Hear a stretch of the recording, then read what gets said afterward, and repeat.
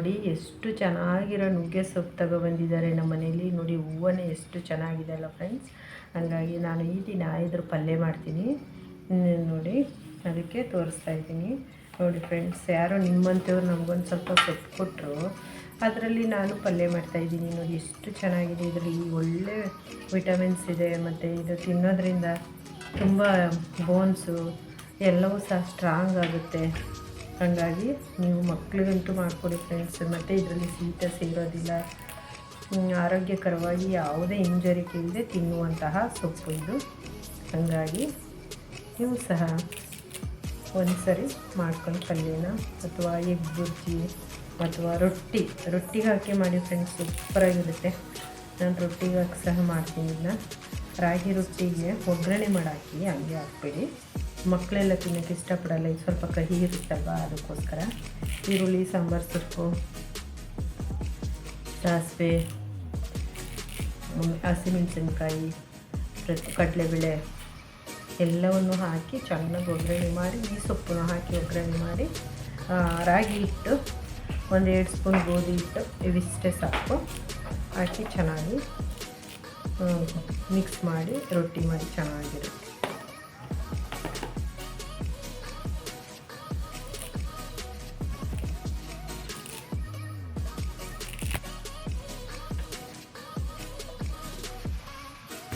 Friends, ಇವಾಗ ಈ ನುಗ್ಗೆ ಸೊಪ್ಪೆಲ್ಲ ಬಿಡಿಸಿ ರೆಡಿ ಆಯಿತು.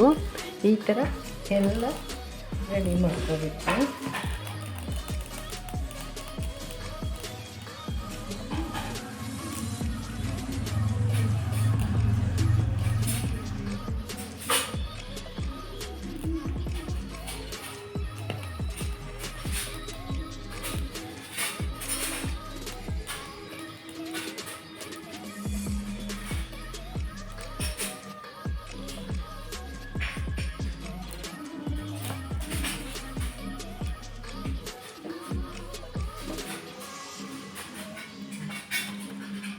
ಇವಾಗ ನಾನು ಇದನ್ನು ತೊಳಿದೇನೆ ಹಾಕ್ತಾರೆ ಸುಮಾರು ಜನರು. ನಾನು ಯಾವಾಗೂ ತೊಳೆದಾಕ್ತೀನಿ ಫ್ರೆಂಡ್ಸ್. ಇವಾಗ ಇದನ್ನು ಪಲ್ಯ ಮಾಡ್ತೀನಿ, ತೋರಿಸ್ತೀನಿ ಮುಂದೆ ಏನು ಮಾಡ್ತೀನಿ ಅಂತ. ನಾನು ಈ ತಡ್ನಿ ಕಾಳನ್ನು ಕ್ಲೀನ್ ಮಾಡಿ ಇಟ್ಕೊಂಡಿದ್ದೀನಿ. ಇವಾಗ ನಾನು ಇಲ್ಲಿ ಸೇರಿಸ್ತೀನಿ, ತೋರಿಸ್ತೀನಿ ನೋಡಿ. ನಾನು ಅದ್ರ ಜೊತೆಗೆ ನುಗ್ಗೆ ಸೊಪ್ಪಿನ ಜೊತೆಗೆ ತಡ್ನಿ ಕಾಳನ್ನು ರೆಡಿ ಮಾಡಿ ಇಟ್ಕೊಂಡಿದ್ದೀನಿ ಫ್ರೆಂಡ್ಸ್. ಪಾತ್ರೆ ಇಟ್ಟು ನೀರು ಹಾಕಿದ್ದೀನಿ. ನೀರು ಈಗ ಕುದೀಲಿಕ್ಕೆ ಬಂದಿದೆ. ಇದಕ್ಕೆ ನಾನು ಈ ತಡ್ನಿ ಕಾಳನ್ನು ಸೇರಿಸ್ತಾ ಇದ್ದೀನಿ.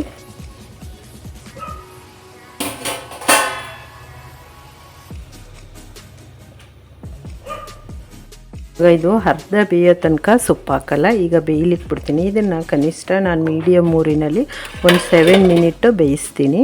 ಅದು ಸ್ವಲ್ಪ ಬೆಂದ ಮೇಲೆ ನಾನು ಸೊಪ್ಪನ್ನು ಸೇರಿಸ್ತೀನಿ.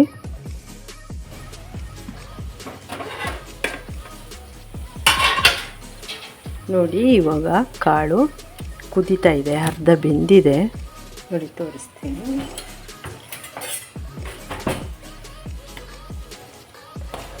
ನೋಡಿ, ಅರ್ಧ ಬೆಂದಿದೆ. ಇವಾಗ ನಾನು ಇದಕ್ಕೆ ಸೊಪ್ಪನ್ನು ಸೇರಿಸ್ತೀನಿ.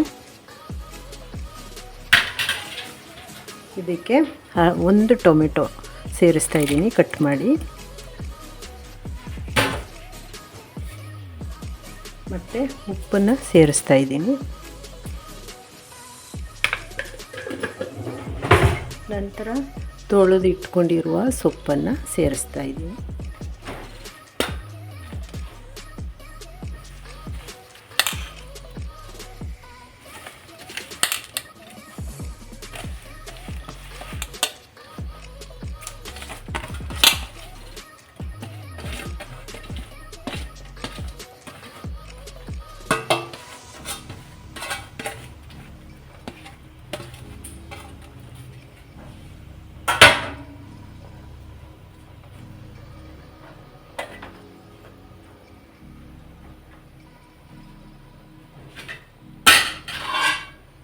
ಇವಾಗ ನಾನು ಇದನ್ನು ಬೇಯಲಿಕ್ಕೆ ಬಿಡ್ತೀನಿ. ಕನಿಷ್ಠ ಒಂದು 7 ಮಿನಿಟ್ ಬಿಡ್ತೀನಿ ಬೇಯಲಿಕ್ಕೆ ಮೀಡಿಯಮ್ ಊರಿನಲ್ಲಿ.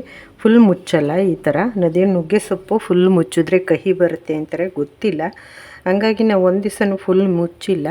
ತೆಗೆದುಬಿಟ್ಟು ಹಿಂಗೆ ಇದೇ ಥರ ಓಪನಾಗಿ ಬೇಯಲಿಕ್ಕೆ ಬಿಡ್ತೀನಿ ಯಾವಾಗೂ. ಹಂಗಾಗಿ ನಾನು ಈಗಲೂ ಸಹ ಈ ಥರನೇ ನೋಡಿ ಅರ್ಧ ಮುಚ್ಚಿ ಬಿಡ್ತೀನಿ. ಈಗ ಇದು 7 ಮಿನಿಟ್ ಆದಮೇಲೆ ಇದು ಫಿನಿಶ್ ಅಂತ ಅಷ್ಟೊತ್ತು ತನಕ ಬೇಯಿಸ್ತೀನಿ ಇದನ್ನು. ಇವಾಗ ನೋಡಿ ಸೊಪ್ಪು ಕಾಳು ರೆಡಿ ಆಯಿತು, ಚೆನ್ನಾಗಿ ಬೆಂದಿದೆ. ಇವಾಗ ಇದು ರೆಡಿ ಆಯಿತು. ನಾನು ಇದನ್ನು ಇವಾಗ ಬಸಿತೀನಿ. ಸೂಪರಾಗಿ ರೆಡಿಯಾಗಿದೆ ಫ್ರೆಂಡ್ಸ್, ಒಳ್ಳೆ ಚೆನ್ನಾಗಿ ಬೆಂದಿದೆ ನೋಡಿ.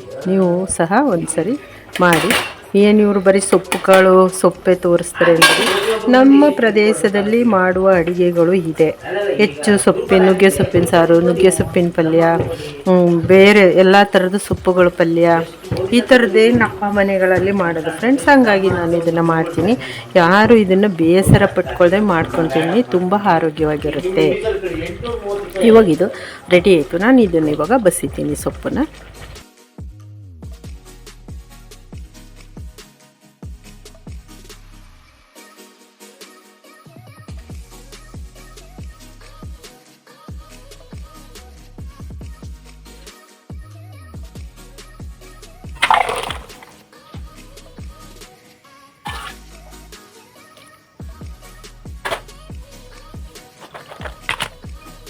ಇವಾಗ ನಾನು ಸೊಪ್ಪನ್ನು ಬಸ್ಕೊಂಡೆ.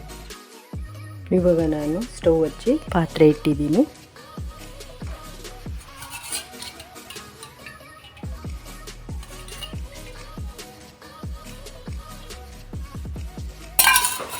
ಒಂದು ಸ್ಪೂನ್ ಎಣ್ಣೆ ಹಾಕಿದ್ದೀನಿ.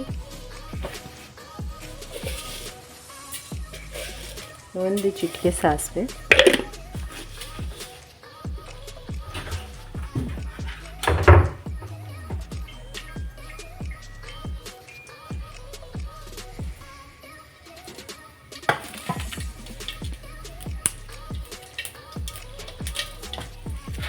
ಒಣಮೆಣಸಿನ್ಕಾಯಿ ಹಾಕ್ತಾಯಿದ್ದೀನಿ.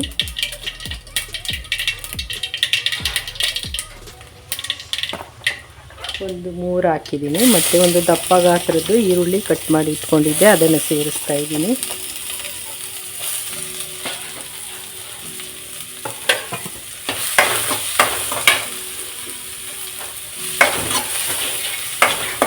ಇದಕ್ಕೆ ಎಷ್ಟು ಈರುಳ್ಳಿ ಸೇರಿಸಿದ್ರು ಚೆನ್ನಾಗಿರುತ್ತೆ ಫ್ರೆಂಡ್ಸ್. ತುಂಬ ಬೇಕಾದರೆ ಈರುಳ್ಳಿ ಹಾಕಿ, ಕಡಿಮೆ ಪ್ರಮಾಣದಲ್ಲಿ ಸೊಪ್ಪಿದ್ರೂ ಸಹ ಇದೇ ಪ್ರೋಸೆಸ್ಸಲ್ಲಿ ಬರೀ ಹೂವನ್ನೇ ಈ ಥರ ತುಂಬ ಈರುಳ್ಳಿ ಹಾಕಿ ಒಗ್ಗರಣೆ ಮಾಡ್ಬೋದು, ಅದು ಸಹ ಚೆನ್ನಾಗಿರುತ್ತೆ. ನುಗ್ಗೆ ಸೊಪ್ಪಿನ ಹೂವಿನ ನಂತರ ಬೆಳ್ಳುಳ್ಳಿ ಸೇರಿಸ್ತಾ ಇದ್ದೀನಿ.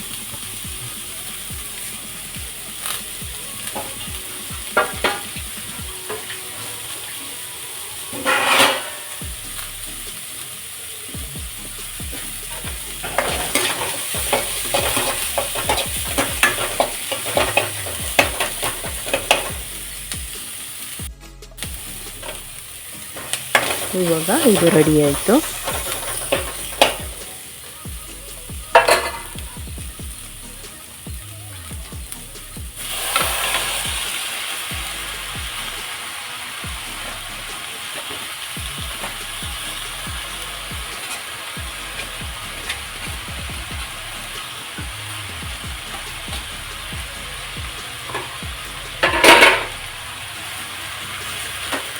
ಇವಾಗ ಬಸ್ಕೊಂಡಿದ್ದಂಥ ಸೊಪ್ಪು ಕಾಳನ್ನು ಮಿಕ್ಸ್ ಮಾಡ್ತಾಯಿದ್ದೀನಿ.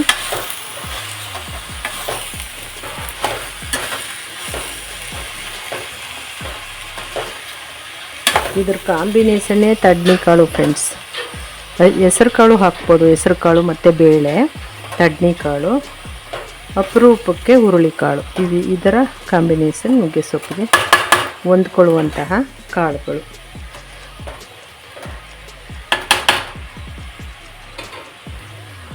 ಇವಾಗ ಇದು ನುಗ್ಗೆ ಸೊಪ್ಪಿನ ಪಲ್ಯ ರೆಡಿ ಆಯಿತು. ನೀವು ಇದಕ್ಕೆ ತೆಂಗಿನ ತುರಿ ಸಹ ಹಾಕೋಬೋದು, ನಾನು ಹಾಕ್ತಾಯಿಲ್ಲ.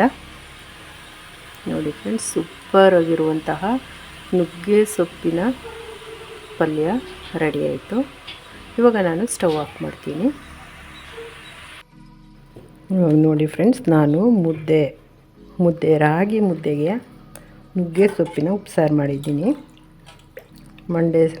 ಮಂಡ್ಯ ಸ್ಟೈಲಲ್ಲಿ.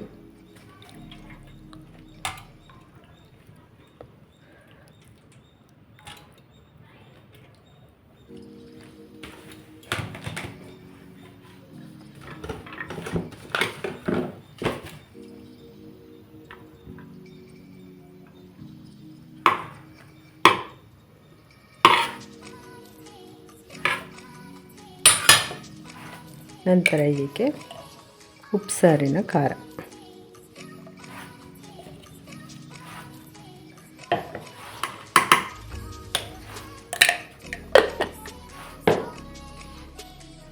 ಇದಕ್ಕೆ ನಿಂಬೆ ರಸನ ಇಟ್ಟಿರ್ತೀನಿ ಫ್ರೆಂಡ್ಸ್. ಇದು ನಿಂಬೆ ರಸನ ಹಾಕ್ಕೊಂಡು ಊಟ ಮಾಡುವಂತಹ ಕ್ರಮ ಇದು.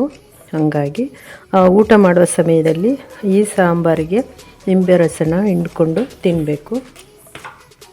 ನೋಡಿ ಫ್ರೆಂಡ್ಸ್, ನಮ್ಮ ಮಂಡ್ಯ ಸ್ಟೈಲ್ನಲ್ಲಿ ಮಾಡುವಂತಹ ನುಗ್ಗೆ ಸೊಪ್ಪಿನ ಉಪ್ಸಾರು ಮತ್ತು ಮುದ್ದೆ ಮಾಡಿದ್ದೀನಿ. ತುಂಬ ಟೇಸ್ಟಿಯಾಗಿರುತ್ತೆ ಮತ್ತು ಆರೋಗ್ಯಕರ, ಮತ್ತು ಸಣ್ಣ ಮಕ್ಕಳಿಂದ ವಯಸ್ಸಾದವರು ಎಲ್ಲರೂ ಸಹ ಊಟ ಮಾಡುವಂತಹ ಊಟ ಇದು.